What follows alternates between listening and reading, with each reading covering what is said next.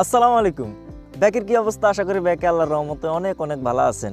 তাই জান্নাগো নোয়াখালী বাসন চলি আইছে সুন্দর একখান জায়গার মধ্যে। জায়গাখান হইছে একখান পার্ক।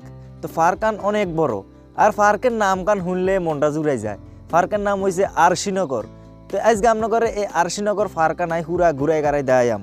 আর এই আরশিনগর পার্কখান হইছে চট্টগ্রাম জেলার মিরসরাই উপজেলার বারোয়ার হাট নামক স্থানের মধ্যে। তো এই বারোয়ার হাটের তাই 2 কিলোমিটার দক্ষিণের দিকে গেলে আপনারা মেন রোডের পাশে হাই যাবেন এই আরশিনগর পার্কখান।